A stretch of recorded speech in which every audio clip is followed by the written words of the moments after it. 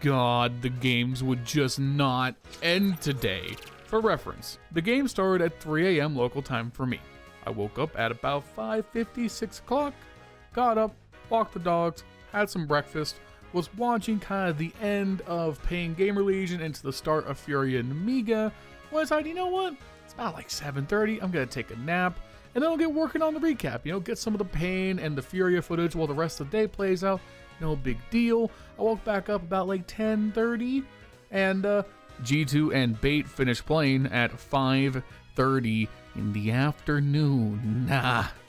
So yeah, safe to say, anyone who thinks MR16 would be better for the game, no, because we would be here until tomorrow if that was the case. Anyways, we got 4 ultra highly competitive best of 3s. Every single series went the distance, all 3 maps, the maximum amount of rounds. Pain versus GamerLegion, Furia versus Nemiga, Mouz versus BetBoom, G2 versus Bait. Oh my god, let's start talking about it. After, of course, you guys take a second and leave a like, leave a comment down below, and subscribe to the channel if you haven't already, because it helps out immensely the YouTube algorithm. And of course, we thank today's sponsor. That's right, this video was sponsored by Skin Club. They're one of the most popular case opening sites in the scene, with over 100 custom cases backed by its provably fair system. You can open cases individually or play against other users in case battles, whether it's against other users on the site, your own friends, or privately with bots if solo queuing isn't just a necessity, but a lifestyle. But that's not all. Skin Club also runs monthly events with free rewards to earn, free daily cases for a little extra Skrilla on top, and if you don't like what you got, you can try and upgrade to something else, unless you are me specifically. If you want to play on Skin Club, you can do so at the top link in the description and get a 7% deposit bonus when you do so by topping off your account with crypto, credit card, or skins from your inventory. Please gamble responsibly and make sure you are over 18 and live in a country or jurisdiction that does not restrict gambling. Never gamble to make a profit, and only play with money you are okay losing. Gambling can be a serious addiction, and if you or a loved one are suffering in the US or Canada, you can reach out toll-free to 1-800-GAMBLER to receive help. Be safe and well, and thank you to Skin Club for sponsoring this video. Alright, so we open up with Pain taking on GamerLegion. Very interesting because both of these teams were quite exciting for me towards the end of last year, but both have gone through some pretty interesting changes. GamerLegion, of course, broke my heart and shipped off Flammus to Virtus Pro, which is an unforgivable crime. But it's probably okay because up-and-coming young European riflers who are apparently too cracked for their own good seem to be something that the Counter-Strike scene has in spades, as PR has stepped in and a great veteran presence has joined this roster with Rez from NIP. Overall, once again, Ash has cooked up quite a good roster, and for a debut, I think GamerLegion looked quite good. They would go on to lose this series in 3 games, but I saw more upside than down with them throughout. For Pain, this is the first game with them with Davideus in place of Lux, who was undoubtedly one of their most important pieces back during their recent run at the Major, so Lux going away definitely concerned me at first, but Davideus coming in from Red Canids is also probably a fire upgrade overall as time will go on, and in the series he top frags for Pain in a big way. Davideus was key and instrumental for them to win this series, so for a debut you couldn't really ask for much more. Other than that, it's very much things as usual for Pain. Big Azera is going to put up big numbers for an IGL, no pun intended, and his strat calling is as solid as ever. Getting right into the first match on Inferno, the one thing that we noticed right away is that both teams were very dominant on the T side. It would have been a different story had the CTs who won their pistol rounds on both halves established momentum early on, but once the T sides for GamerLegion and Pain got in control, they ran off huge streaks of rounds. For GamerLegion, it was a lot of timely aggression from players like Rez and PR, who showed their value early on as new additions to this roster. The way he went about setting up some of these rounds, including banana takes or A-hits late in the round, was really good. He made good use of flashes, smokes, and he was great at cleaning up and clutching out rounds late in the game. For PR, this is my first experience watching him play at any level, and his mechanics obviously look very solid. Is he a one-to-one replacement for Flammus? Probably not. Flammus, I think, could potentially be a top 20 player this year. But in terms of just slotting in another person to bring that value, he did very good here. Him, Slended Rez all combined to carry this first half for GamerLegion. What really ended up going wrong for Pain was just an inability to hold the bomb sites. I know it's a bit simplistic, but at the end of the day, Banana lives or dies by their ability to hold those first couple of picks up towards Banana or up towards mid. If you can't hold those initial bomb site swings from the T's, you're forced into a lot of early save situations because those bomb site retakes are just very unviable. So there were plenty of rounds for both Pain and GamerLegion once they got on the CT side, where as soon as the A site was lost, even if it was like a 3v3, you pretty much had to save. The economy being that strict necessitates you having to take advantage of those man advantages where you can, and if you can't, you need to keep the rifles in hand to keep up the ability for you to fight off the Ts. There's no point in going for these executes late in the round because the sites are just too impenetrable. Ultimately for Pain, had they been a little bit more competitive on this first half, they could have easily won this game. They made a great second half comeback off the backs of Davideus being very impactful on the forward aggression, but even though they ran 5 straight rounds, as soon as GamerLegion were able to get on a board, they were already so ahead in rounds, they only needed to win 2 more rounds to close out the map. The margin for error was just far too thin. Maybe it would have been different if Pain could have won the pistol round, but at the end of the day, going down 8-4 on the CT side of Inferno just puts you in too bad of a spot. GamerLegion take the lead in the series 1-0 as we move on to the second map on Mirage. Here, Pain played demonstrably better than they did on the first map as a team and crushed GamerLegion out of the server 13-7. This was not particularly close. Pain were immediately dominant and in control on their T sides in a big way, and Davideus led the way the entire time. With 20 kills and a 1.59 rating for the entire map, he was the most impactful player on the server, and you saw it in spades. Watching his POV, he looked incredibly confident swinging and taking space for Pain, and Snow and Big Azera piloted right behind them in a big way. Nobody on Pain was lacking in this game, and that left GamerLegion far behind in terms of firepower. Really, even though PR, Rez, and Slend all had their turns looking great still, just like on the first map, ZTR seemed to be a step behind in terms of the calling. He didn't seem to know how to call around Big Azera's T-side aggression, and that left the CTs lacking in terms of their ability to rotate and hold the sites. It felt like Pain just had their run of the map. There was no dominant mid-control, as Slend really was struggling in the matchup against Snow, backed up from that aggression from Davideus as we already mentioned. If GamerLegion wanted to make this game more close, they needed to convert that early momentum after winning the pistol round. Had they not lost that second round force buy, maybe they could have made this comeback a little more interesting. Surely they would have held the economy to be more honest for Pain Gaming, but that didn't happen. Pain remained in control of the game after winning that force buy, and held GamerLegion to only 2 more round wins before the map was over, equalizing the series at 1-1, leaving us with a very fun finisher on Nuke, which came down to just the last couple of rounds. In the end, Pain would win 13-11, but this was a great showing from both teams. Both these teams have never really been that good on Nuke, but this was a back and forth affair where both CT sides were incredibly dominant. Pain went on a huge early streak, a classic CT side Nuke performance where they dominated the first half 9-3, and considering you're already down in the series after such a hard loss on Mirage, I expected GamerLegion to crumble, but unlike the Mirage game, they converted that early momentum off the backs of a pistol round win for once, and it turned into a huge streak of rounds where Pain finally hit a wall where their T-side aggression wasn't working. The thing is, something we'll talk about a lot in this video, is that Nuke is so dependent on those first 20 seconds of the round. If the Ts can't get immediate control outside or through into the inner bomb site, things slow down to such a halt and the CT sides can really anchor in that it becomes exponentially more difficult to take control as the T side. And you can see that with how much the firepower ground to a halt in the second half for Pain. Whereas 4 of their players reached double-digit kills on the CT side, nobody on Pain Gaming managed to repeat that feat in the second half. The wins were few and far in between, but once again, being down that 9-3 deficit for GamerLegion proved just too much to handle. When it comes down to it, Pain only needed to win 4 rounds. That's usually the average on a T side on Nuke.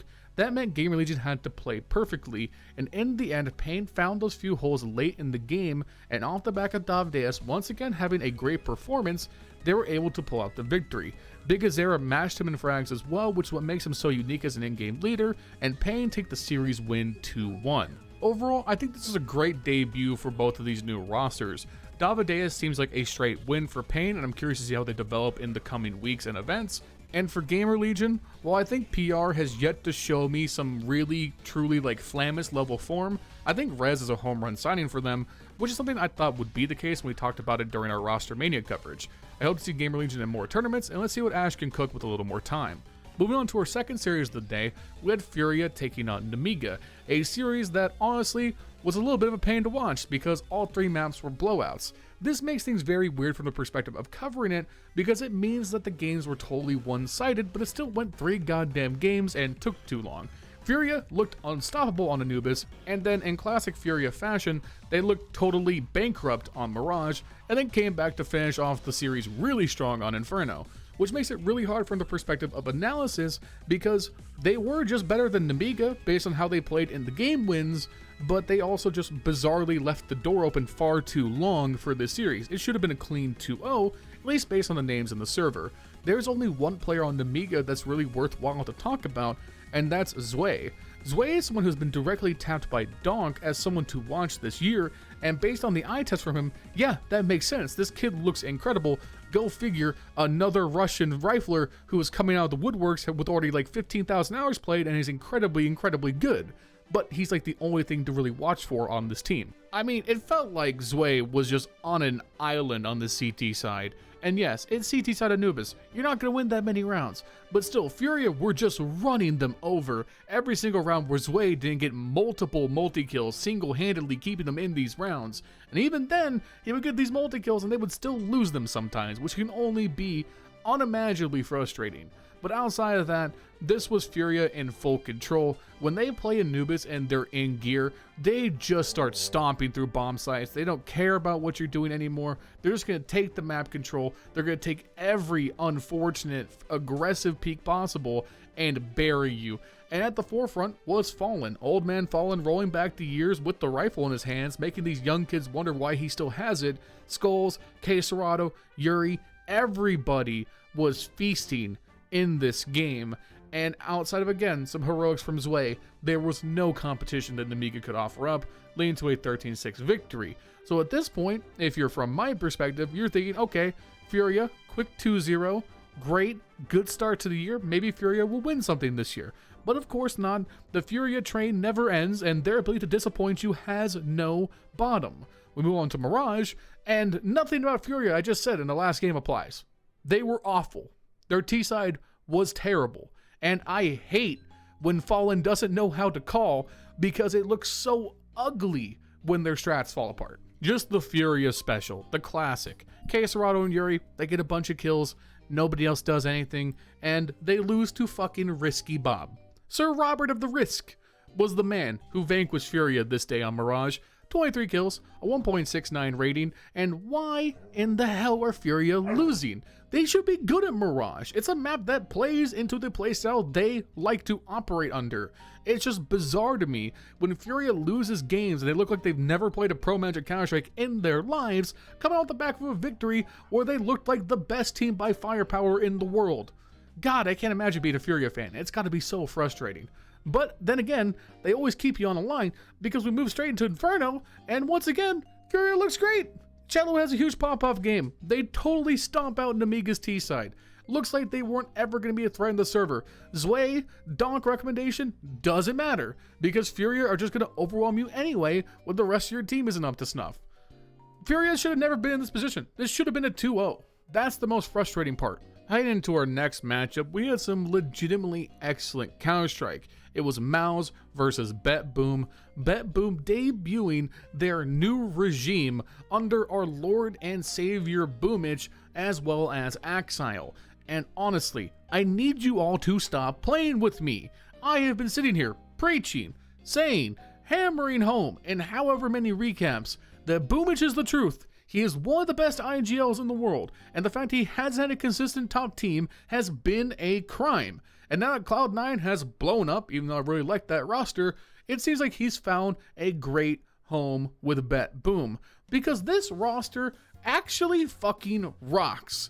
Magnoez and Zorte are great players. Siren is a great support piece, at least he seems to be good enough. And then Axile, if he can play like this, if we see the 2022 like top 10 rifler in the world Axile, this roster will be so fucking sick. Like borderline top 10. I know it's a hot take, it's one series, but I see the fucking potential. And you will too, as we get into the specifics of this series. Mouz played great. This was not a throw from Mouz Sports whatsoever. They just got worked in the other two maps by Boomich and by the great fragging from the pieces around him. What a fucking signing for BetBoom, because they've captured themselves a great goddamn roster off the backs of this. Getting into this first match on Dust 2, it was a double overtime bloodbath where both teams just looked so evenly matched. We saw kind of the best of what Dust 2 can offer as a map, where both T-sides were so dynamic and aggressive, and when the CTs could crank out rounds, it was due to their ability to control the early momentum. It's so important to get those first long picks as a CT side, or own the mid fight to suicide.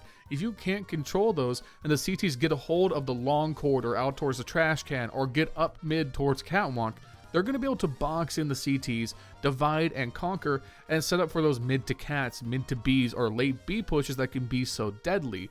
And for most of both of the first halves, both Mouz and BetBoom were very, very successful at navigating those on their T sides. And honestly, it looked like for a minute down the second half that Mouz were going to run away with this before BetBoom had some great lockdown defense to bring us into overtime. And rounds that didn't feel particularly close, where Axile, Zorte, Bubblesj, or Magnoez, take your pick, would get great picks or even multi-kills in the case of Axile or Zorte that were just instrumental in gutting the Mouz attack. For Mouz, the big thing was they needed Xerxin to be that sledgehammer, that tip of the spear to break open the defense, and when Xerxin can't hunt for those openers, it gets so much harder for Mouz to direct themselves because Brolin, Jimmy, Torzi, take your pick, they're just not very aggressive players. So if Xerxin gets taken out early, Mouz becomes a lot more vulnerable. Now that doesn't always work, as we'll talk about more later on, but when Bubblesj was able to execute that CT side plan, they looked extremely dominant. Now, Magnoez did not have a great opening map, but as was highlighted by Mallysnake on the desk, he was also very instrumental on their T-sides for opening up space in a big way. So while he wasn't converting many kills, he still had astounding impact in terms of map control that's very hard to highlight in a format like this, but I would suggest watching the highlights in your spare time and you'll see what I'm saying. What this game really came down to deep into the second overtime was just plain heroics. Both teams were at the bottom of their strat books, and when that happens, it just comes down to who has the nerve to hit the right shots. Here, it's 17-17, Magnoez gives BetBoom a huge advantage with the opening pick on Brolin, and that really deflates the Mouz attack, which is clearly leaning towards either a long hit or a mid to A through cat. But Mouz are very patient. Shuhi plays the round intelligently to draw down the clock and eventually work towards a late B, where it comes down to just plain heroics. As I already said, Torzi gets the opener on Zorte in the back of the site, and now it's him and Jimothy in a 2v3. The bomb is going to go down, and then Jimmy's just going to hit an incredible 3-man AK spray, the double spray into tunnels, the transfer towards the window player, reacquire the shot, the third headshot, just so clean from somebody who should have been the closer of the year for my money. No offense to Bit, but Jimmy is just one of the best clutch players in the scene, almost Zipnix-esque sometimes in his ability to just be better than opponents even at an extreme man disadvantage. It feels so hard to bet against Jimmy when his shot is on in these situations. And those kinds of plays were enough for Mouz to squeak out this victory on Dust 2, going up 1-0 in the series as we move into Nuke, where BetBoom would fire back in a big way. This 13-7 victory was incredibly lopsided, and the thing we're going to focus in right away is this T-side excellence from Bubblesj. He was calling circles around Shuhi, and I state that with no disrespect towards Shuhi, who is one of my favorite IGLs in the world, but he straight up just got hard countered here. It looked like Bubblesj did his homework. His T-side executes were simply perfection. The way he varied up his approach to map control, either going for fast, frenetic upper pushes with so much layered utility, or backing up, working towards lower, sending Magnoez on missions down into secret, holding off his ability to go in late, pick through mini. It was just a masterclass in terms of moving his pieces on the board. On top of that, Axile was otherworldly with the rifle in his hands right next to Magnoez with so much impact in the fragging department, and this is what makes BetBoom seem so scary. His ability, if Axile can roll back and be the 2022 version of himself, then BetBoom has an insane amount of firepower for this level of team. They were outmatching Mouz in terms of firepower, and that says a lot because Mouz are a stacked roster in their own right. That's just how good they looked for the rest of the series. Again, just look at this T-side execute from BetBoom. What's going to happen is that they're going to get their control of T-Roof. Bubblesj is going to hand off a bunch of utility to Siren, and then they are just going to layer Molotovs, flashes, one after another to keep Mouz off kilter. First off, some early Molotovs towards Mini. The first Molotov gonna hit top hut. Make sure that they keep Shuhei honest. But that's not all. They're gonna throw in yet more Molotovs. They're gonna re-molly top hut. They're gonna re-molly in front of Mini. They're gonna smoke out Mini. And then Siren is gonna layer in literally 4 back-to-back flashes designed to not hit the hut players, giving the BetBoom players all the time in the world to navigate clearing the site. Now Shuhei plays this remarkably well. He smokes himself off. No one clears top hut. He gets a great creep to try and kill the bomb planter, but it's kind of too little too late. It's a 4v2 and Jimmy just has an MP9, so Shuhei would have to get way more kills than he does here to make any impact, but he was thoroughly neutralized. He couldn't participate in the A-side defense because of all this utility. This is simply one of the best A-side executes I've seen in a very long time, and keep in mind, BetBoom had 10 days to prep this roster. 10 days! And this is the utility that Bubblesj is bringing to the table. That's why I rate him so highly as an in-game leader. With that, the series is tied 1-1 and we're going to a thrilling Mirage conclusion. And if you did not catch this last map live, this whole series is worth your time to go watch. These are the best games of the tournament so far, and it's not particularly close in my mind, because much like Dust 2, it was back and forth the entire way, both teams shining in their T-side setups, but what it came down to, just like with Dust 2, was those heroic clutch rounds at the very end. Just in the driving seat this time, instead of Mouz, it was BetBoom. LionHeartZ did not repeat his failings on Dust 2, coming through in a big way, top fragging for BetBoom with 22 kills and a 1.36 rating, but right behind him is Axile, who caps off an amazing series with yet another 21 kills, a 1.33 rating, amazing multi-kills up and down the board that were so instrumental for BetBoom staying in control. And despite Mouz playing an incredibly solid game, Torji looking so good with the opposite hands, Jimmy and Zershin also delivering in big ways, BetBoom still decisively looked better. Just like on Nuke, it seemed like Bubblesj just had the finger on the pulse. His ability to call clutch in the mid rounds was just more dynamic, more up to the task than what Shuhei was bringing to the table this time around. And if it sounds like I'm being brief, a bit simplistic in my discussion, it's because it's 9 o'clock right now when I'm recording this. I'm on my Twitch channel, twitch.tv/LionHeartZ2, come follow me. And I'm just trying to get it done, because again, the games ran for like 15 hours today. The point is, BetBoom played fantastically. Mouz could have definitely won this, but the last 4 rounds of this game were impeccable CT side rotations from BetBoom, and they were just simply shooting straighter when it mattered most. Not for a lack of effort from Torji, of course, but at the end of the day, Mouz just seemed outgunned and most certainly outstratted this time around, and I am so excited to see what BetBoom do next for the rest of this tournament. Also, kind of the point of this whole blast bounty system, this is the first major upset. BetBoom won themselves 30 grand for beating Mouz, and that's just theirs regardless of outcome. It's the first big bounty claimed on a top seed in the entire tournament, and it makes total sense in my eyes that it came off the backs of a masterclass from the Boom and the Axile and the LionHeartZ. And at last, we've come for the thing that's probably in the thumbnail and title of this video, G2 taking on Bait.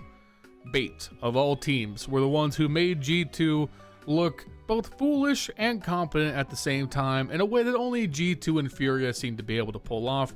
This is, of course, the debut of Mr. Heavy God taking in the 2 tall shoes of Nico on this G2 lineup. Mouz is sliding in to play a lot of Nico's spots, m0NESY is still m0NESY, and Snacks is still Snacks. The fact this was a 3-game series, the fact this went to overtime at all, at any point, is ridiculous. Because you had Mouz being literally unstoppable on this first map on Ancient, and G2 still managed to lose. I'm gonna be hyperbolic for a second, and I feel like that's warranted because I had to watch this goddamn travesty of a game, but I'm convinced you could put me onto G2 right now in Snacks' place, and they would be better for it. Because at least I have an idea of trying to call strats beyond go to bomb site. Something Snacks apparently has never heard of. It is so painfully goddamn clear how much Nico was doing the calling in the middle of these rounds because G2 had nothing to offer if Mouz and Mouz didn't win them the round in the first 30 seconds. It was tactically bereft in a way that hurt my fucking eyes. And yes, HeavyGod did not have a good game. That's definitely a factor. He took quite a while to come online, and when he did, it was too little too late. Mouz was not the world beater he normally is, but when you have fucking Mouz giving you multi-kills in basically every goddamn round of the first half, you should be winning the fucking game. Just how, dude? How does Snacks have a job? Like, he knows where Taz buried the bodies. That's what it's got to be. He's got dirt on this organization. Or G2 really don't know what the hell they are doing, because they're never gonna win a goddamn thing unless Mouz and Mouz do the fucking fusion dance and become the Gogeta of Counter-Strike. Unless they literally both drop 50, I can't see G2 beating a top team with this current roster, because they don't have anything tactical to offer. If they're not ripping heads off, they have nothing. On a more structural note, when we move on to Inferno, G2 looked better, by of course the proxy of the fact that Bait stopped learning how to get frags, and of course Mouz woke up in a big way. I will say, in terms of like tangible changes, I think Mouz is not adjusting super well to Nico's spots on Inferno, and that's because playing B-side Inferno or playing for banana control is incredibly difficult, and Nico has just mastered a couple locations on some of these maps, be it outside on Nuke or banana on Inferno, where he's arguably one of the best to ever play these locations. His nuance and game sense for navigating these difficult to hold locations on both sides of the map is won through years and years of hard-fought experience, and the fact he's Nico. He's a savant at the game. And while Mouz is incredibly good, someone I would wager will end this year as a top 10 player, he still doesn't have the game sense, the log of time necessary to have built up the repertoire to navigate these spots in the same way as Nico did. The adjustment's just not going to be one-to-one, and when Mouz struggled, his team struggled. Luckily, Mouz and HeavyGod both came online in a big way to power them through this game, and Bait, of course, are a team that should have never given them any trouble to begin with, so of course they won Inferno. And then on Dust 2, just moving straight into it for the sake of time, the only reason G2 did not get upset and knocked out of this tournament is Mouz reminded everybody why he's the second best player on planet Earth. He was unstoppable with the op in his hands. But you know who else was equally good? Headtrick, who ends this game with 29 kills and a 1.6 rating. Headtrick and Mouz were going blow for blow, band for band, everybody else get out of the way. It's basically a 1v1. And if Mouz, again, look at this screenshot. I took this screenshot of the kill log in the demo viewer of Mouz's kills in the last 4 rounds. Look at this shit. Look how many kills Mouz got in the last 4 rounds. He single-handedly dragged G2 from a horrifying upset to victory. If he is 5% less the unbeatable player he is, I am laughing this entire voiceover at their failures. G2 are not going to get anything done with this lineup. Snacks needs to go. Glaive is right there in Ents. G2, if they are a competent organization, are bending over backwards to beg Glaive to IGL this team. That's pretty much all I got to say.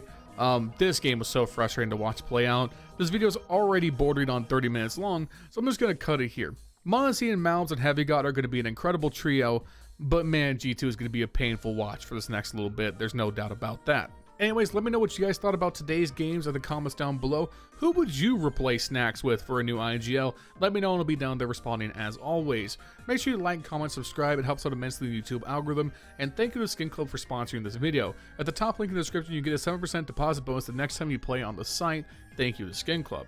Shout out to our channel members, Justin, Jesse, Furley, Milan Berta, Bubblesj, Dr. Cocktor, Patatas Kaftesi, and PTR. If you want to support me directly, you can do so with the link in the description down below. For $5 a month, you get an exclusive role in our Discord, and you get your name at the end of the video just like this. Thank you to our channel members. Make sure you guys follow me on Twitch, all that good stuff, and I'll see you soon with another video. Peace.